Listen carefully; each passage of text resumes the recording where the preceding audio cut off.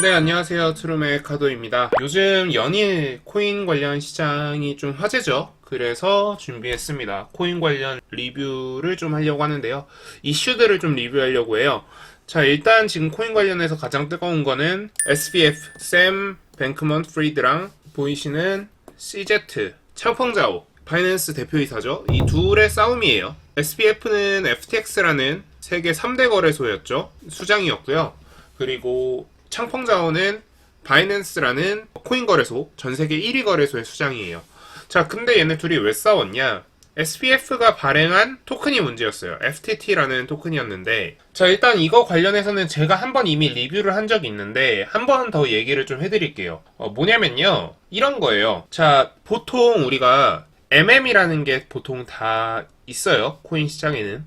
이게 뭐냐면, 영어로 그럴듯하게 써놔서 그렇지, 두 가지 합쳐놓은 거거든요. 일단 주가 조작이랑요, 플러스 LP, 우리 뭐 리퀴디티 프로바이더라고 하죠.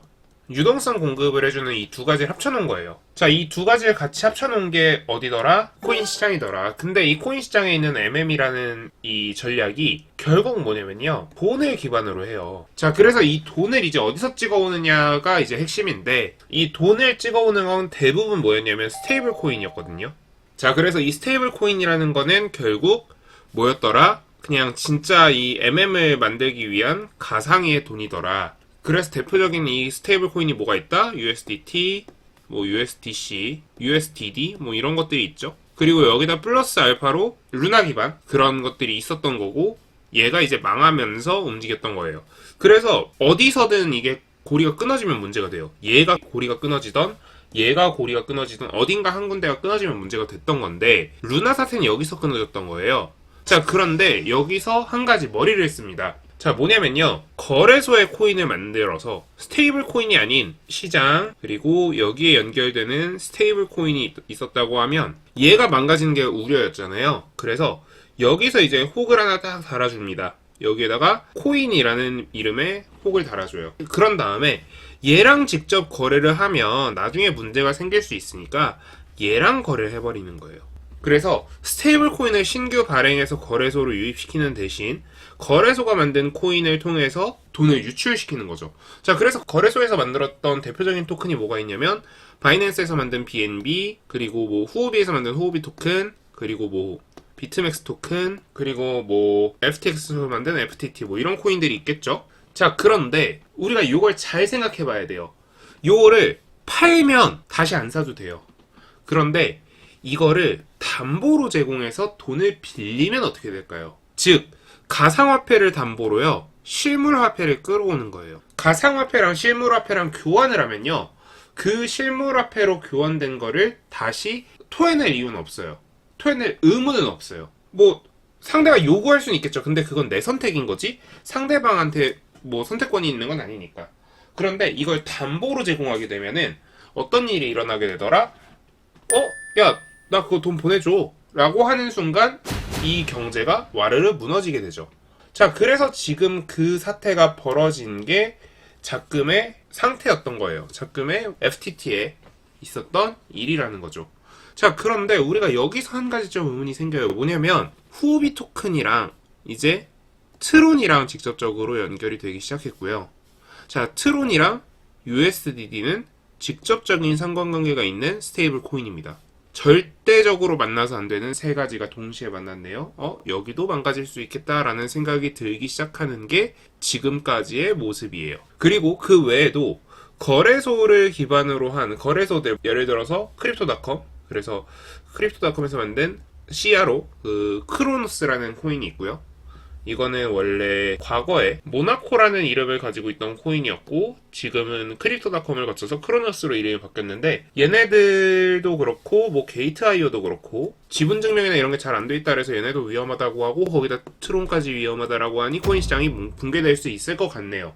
자, 그러다 보니까 지금 어디로 가고 있냐면요, 이 불똥이 우리나라에서 만든 코인들까지 튀고 있어요. 우리나라에서 만든 대표적인 코인들은 뭐 아이콘이라던가 2세대 암호화폐들도 있고요. 3세대로 넘어가게 되면은 그라운덱스에서 만든 클레이튼 뭐 이런 애들이 있겠죠. 그 다음에 이제 위믹스나 페이코인 이런 애들이 남아 있어요. 자, 그런데 클레이 같은 경우에는 개발사랑 운영사가 달라요. 개발사는 그라운드X고요.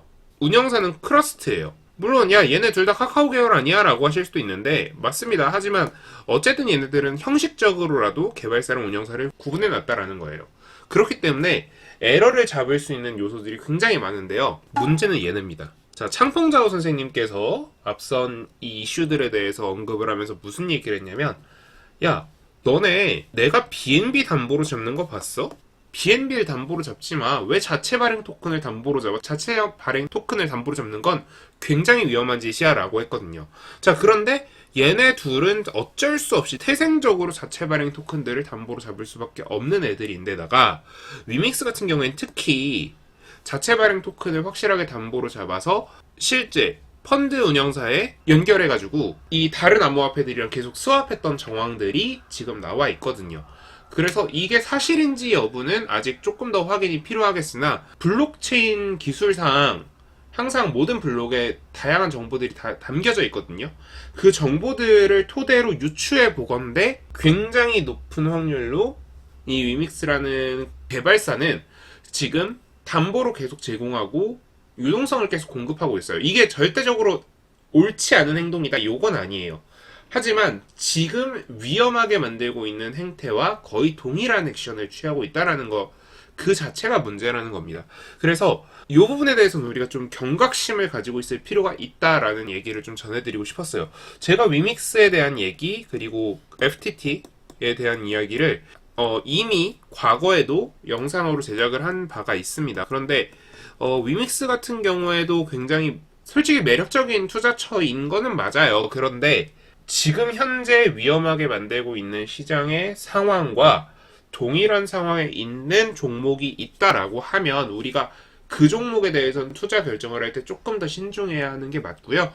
저는 이 종목에 대해서 여전히 좀 투자할 만한 종목이다라고 생각은 하지만 좀 더 확인을 하고 좀 더 시간을 둔 상태에서 매매를 할 것 같아요.